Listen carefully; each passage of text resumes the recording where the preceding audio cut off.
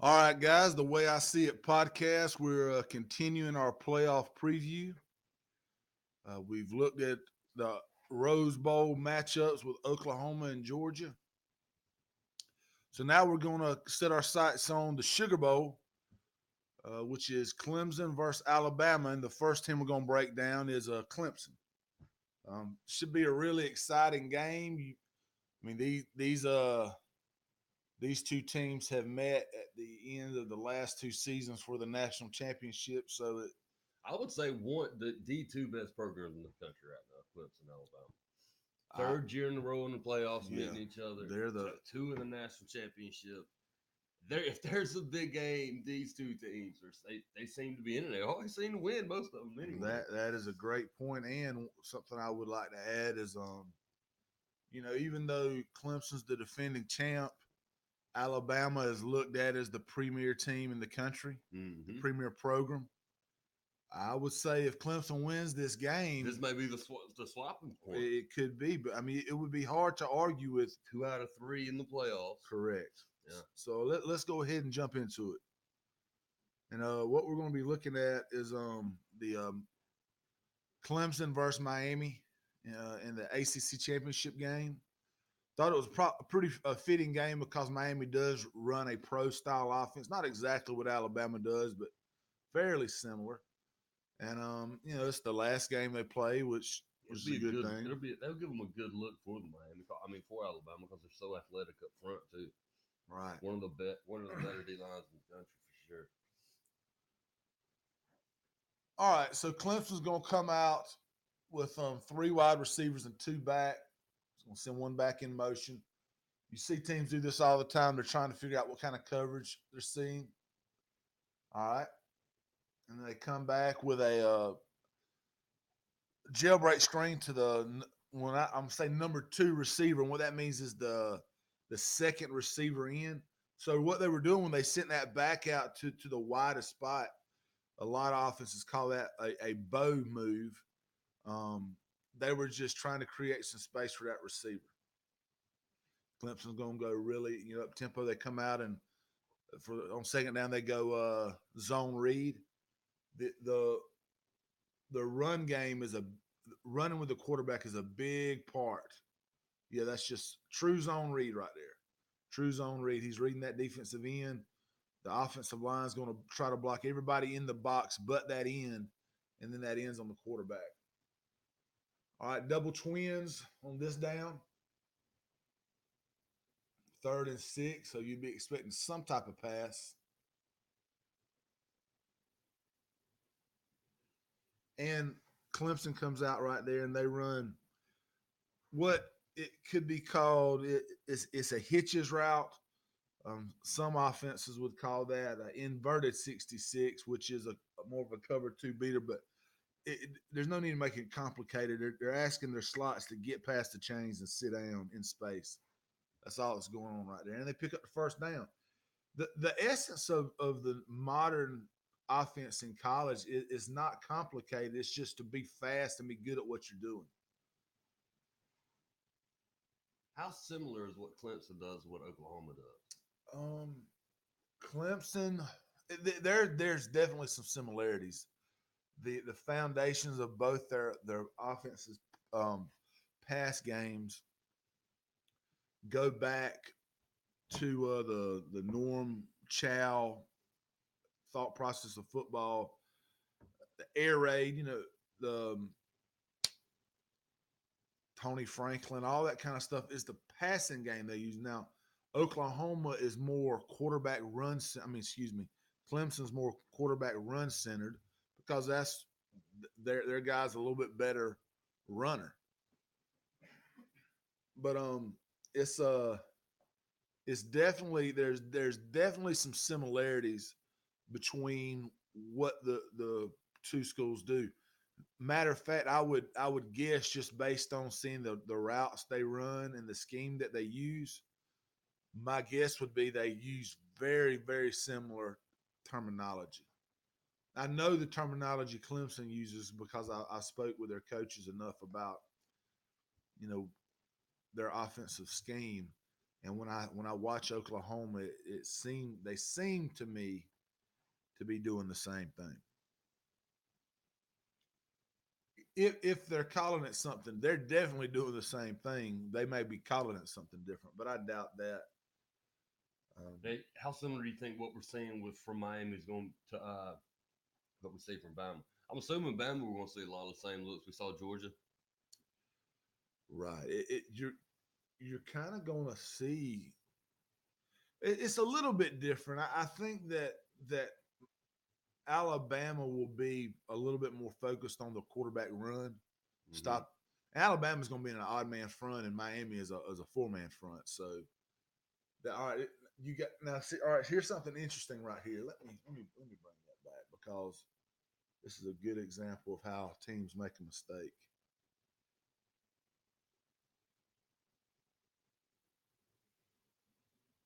All right, hope I didn't go back too far, but you're going to see Clemson is they're going to come out and I'll kind of explain the scenario while we're looking through this man down on the field. But Clemson's going to come out and they're going to have trips on one side, and then they're going to have a wing on the other side. Well, immediately, Miami should recognize that that's an illegal formation unless Clemson is covering somebody up on the side of the trips. Okay, now they're not going to cover somebody up unless they're trying to gain some type of advantage. Now, when that guy's covered up, that means he can't go out for a pass. So they should be lined up right here in just a second, and I'm gonna point out to you what I'm talking about. Bottom line is you're gonna have to have somebody on the line of scrimmage. You know, one of your receivers is always gonna have to be on the line of scrimmage for it to be a legal formation. And this was a legal formation because on the left side they had too many people. I mean, it's not illegal to have too many people. All Okay, right. I see you talking about having covered up top. When I paused it, it covered up that top guy. But you see, Renfro right there is on the line, Mm-hmm. and then the receiver that's on the other side that's covered up by me pausing it is on the line too. Right. But if you look, Miami's covering Renfro. Right. Okay, so Miami's covering an ineligible receiver right here. Now, why would they be doing that? Well, what they're trying to do is Clemson is trying to gain an advantage. They're trying to get Miami's defense skewed to one side because they're planning on trying to get the edge on the other side.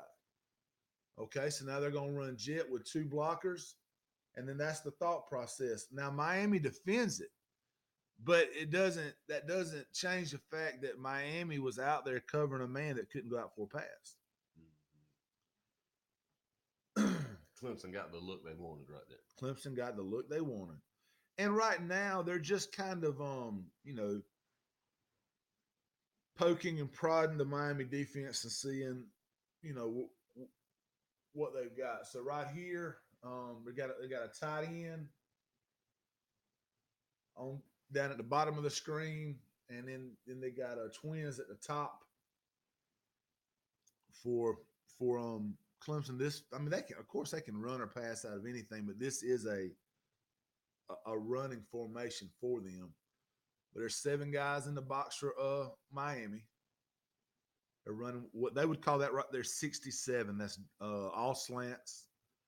That's 67 is something that teams love to run against two high safeties, and they're just looking for the person to get in the zone. And it's not like Clemson is trying to have big plays. They're just trying to get. It's going to be like Oklahoma.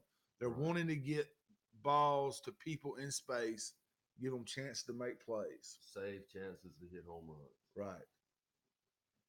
And pick up yard. Right. When I saw that formation, I immediately thought it was going to be one or two things: either a jet sweep, like they ran, or a quarterback sweep. Because what they did is try to shift to get leverage.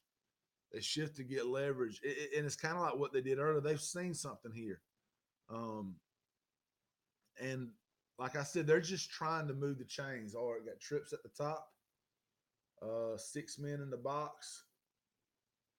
That was a run pass option. That was a run pass option. They were going to read that outside linebacker, and if there was any type of hesitancy or if they catch him flat footed at all, they're going to run right past him, and which is what they did. All right, they're trying to get the edge, is what they're trying to do over and over and over again.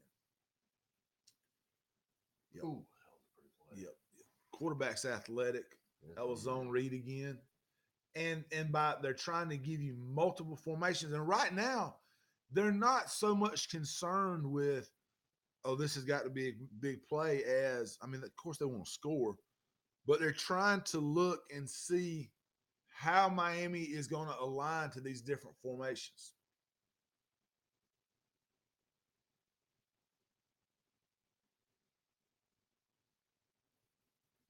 You know, there are similarities between what Clemson's doing and what a school like Georgia Tech does, which it seems completely different. But it's the goal for Georgia Tech is to get first downs, Mm-hmm. and they're really good at getting 4 and 5 yards. And you're seeing Clemson's really good at that and doing it in some of the similar ways with the option and things like that. And they know that a few of them plays are going to bust. They're just running zone. That was just inside zone, over and over again. You know, they're probably not going to be able to do that against Alabama, not that easily. But you know, I mean, the last 2 times they've played Alabama, they've put a lot of points on the Yeah, board. they have put points and they've moved the ball fairly well ago. And Miami defensively is a good team. Very good. Miami's very good defense. That front's really good. Oh yeah, very good up front. So you know they're not playing the sisters of the poor. And I'm not saying Miami's Alabama now. And they caught Miami right there trying to do a twist, Yeah. which that doesn't make a whole lot of sense when somebody's running the ball down your throat and they paid for it. But you know, Clemson they do a good job coming off the ball. Yes, they do. On both sides of the ball. They're men in trenches. Which I think that's something that you'll see all 4 of these teams that are in the playoff have in common. Absolutely. Is they're gonna be good up front. Mm-hmm. You don't get to this point without being good up front. And they all do things different, but they do them well. It's Right. fun to break them down. That's true. And you know, you've kind of got Alabama and Georgia are kind of similar. And that old SEC hits you in the mouth. Yep. And then defensively, they're both similar. They're both a 3-4 base team. Um, and Oklahoma and Clemson Mm-hmm. are very similar. I mean, these are. We said that Alabama and Clemson are the 2 best programs in college football, and Oklahoma has been one of the most consistent and most steady. Yeah, for 20 years. Right. So this is what I was talking about earlier on that big play. So he's going to stick it in the belly. And as soon as that guy was flat-footed, he knew he was getting rid of the ball. As soon as that defender was not moving, he knew he was going to get rid of it. And one of the best way when you're watching a game, if you want to know, because you hear people talk about RPOs all the time, if you want to know is it an RPO or not, you got to look at the quarterback's eyes. If the quarterback is reading a man on the line of scrimmage, it's not an RPO. If he's reading a linebacker or a safety, then it is. And we've talked a lot about Baker Mayfield and Roquan Smith and our other ones. Uh, this Clemson defensive line is they may be the best single unit in the country on any team. They are something. I agree with that. I think that Clemson's defensive line is the best position group in the country. That's a Um, bad man right there. That number 90, Lawrence. He's yeah, something else. he is, man. I would probably say that Alabama's defensive line may be the second best position group in the country. All right, a lot of speed from Clemson that was snapped too fast for me to tell you how they were lined up. But I do think this is a good look because what Alabama is going to want to do offensively more than pretty much anybody Clemson has played. I would guess that Miami would give you the best look. Yeah.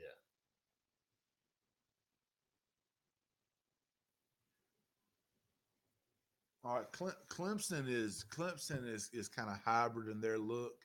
I mean, there's definitely a 3-4 aspect to it. Um, but they got four guys now, and one's just standing up. Which, in modern day football, teams kind of go back and forth between odd man and even man.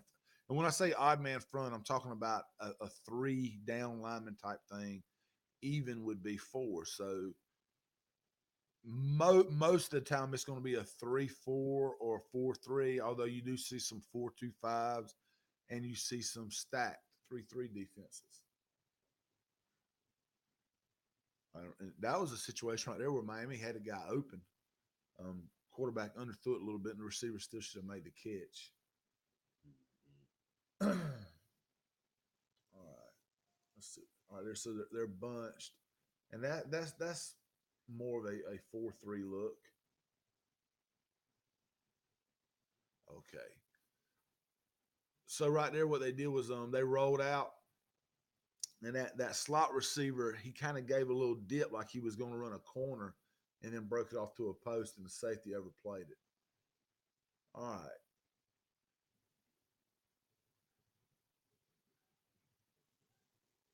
and you can see Clemson's getting a hard push off the edges.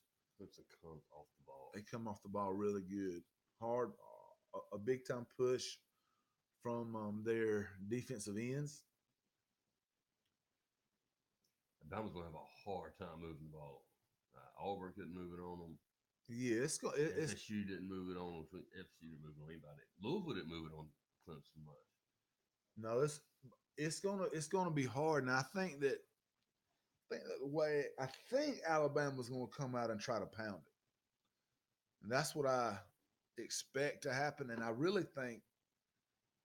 think that's the best move. Yeah. Is to try to take some of those big backs Alabama's got, try to keep Clemson's offense off the field, try to have a little bit of control of the tempo of the game. I think that's I think that is going to be a key for Saban. But I would say that this Clemson offense is good, Yeah, it is. but they're not as good as they've been Mm-mm. because they don't have somebody like Yeah, Deshaun they don't Watson. have Watson. I mean, we've seen with Oklahoma what a quarterback can do with the team. Right. Just get the ball out early and fast into the right man. And the receivers that Clemson have right now is if they had a man that could get the receivers the ball, I think All right. So a big turnover, um, right out the gate for Miami. All right. So we got a good opportunity to see. Oh, never mind.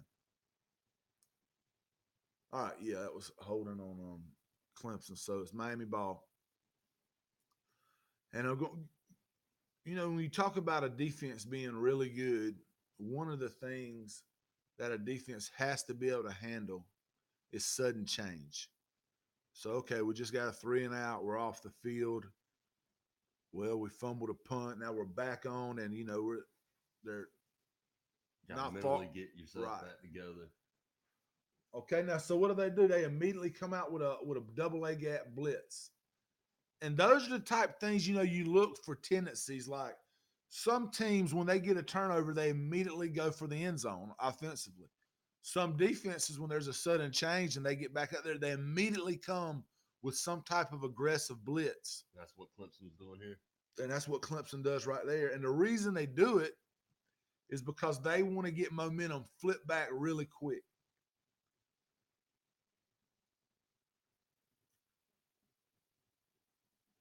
Clemson's being very aggressive in their alignments. You can see, and they got Coach Venables is one of the best defensive coordinators in the country. He does not want Miami to be able to get the edge. And now, it's one thing that always amazes me when I'm watching college football around the country is how many defenses don't seem to be worried about giving up. They don't worry about getting outflanked, and you see it kill them. But Clemson is not one of those defenses. They want to set the edge. Definitely want to set the edge. Good, well played, well played. Well Clemson is played. they're very disciplined too. And when I say set the edge, what I'm talking about is they do not want to be able to be pent on the outside and give a back, you know, the corner.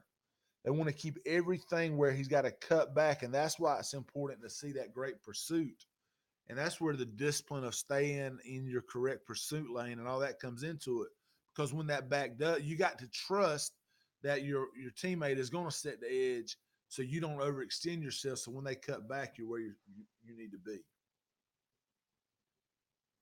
I mean, they are staying. They are really aggressive in their alignment.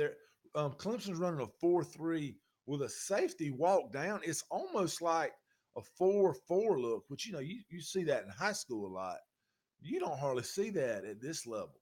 Why do you think they're doing that? They don't have much faith in Miami's passing game. Exactly. They feel like if they stop the run, they'll win. Which Alabama, you may be seeing some of the same type things. All right, so now it's more of a passing down. They're in a definite more of a, but their safeties are still close. Tell you, man, they are all over the field, and they were tipped off on something right then because that their safety come flying down immediately. Um, they are they're good and they're very fast. Really fast. They And what they're doing is they're manning the outside guys. Well, they're using man defense to take out the outside receivers, which is allowing them to be a little bit more aggressive with how they're playing everything else. So see that all right, that's what we're talking about right there. They're sudden change. They come out and they're immediately aggressive. They're immediately going. They're not going to be playing on their heels. They're going to be delivering the blows, and they get a stop. That's a sign of a great defense. they may have the most complete defense in the and they may have the most complete defense in college football. Well, I would say this right here. I think the three best defenses in the country are Alabama, Georgia, and Clemson. Mm-hmm. I don't think it is it's no coincidence that those are three of the four teams that's going to be trying to win the title. Mm-hmm. And, a lot of things people say are crazy, but the whole idea of defenses win championships, that is not crazy at all. All right, so we're coming out. We're going double twins with motion. That's a swing screen from the beginning. There was no other option but to throw it to that back. Um, Tell that because the receivers were out there breaking down, getting ready to stop block immediately. Now, there again, it's not that they're thinking that's going to be an 80-yard play. It may be, but they're just wanting to get the chains in their favor and set something up for down the road. It looks like it's set up to be some type of rollout to the right, or there you go. Good call. Oh man. Good call.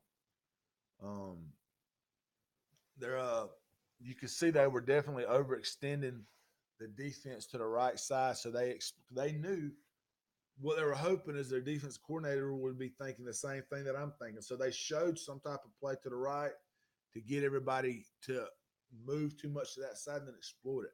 Great concept. Great concept right there. And Miami had another really good chance at a turnover and they didn't get it. Yeah. All right, so we got twins with a wing, jet motion. and they're gonna run counter back away from the jet. Um, Miami defends it really well. That that's earlier we were talking about they're poking and prodding. They're trying to set things up.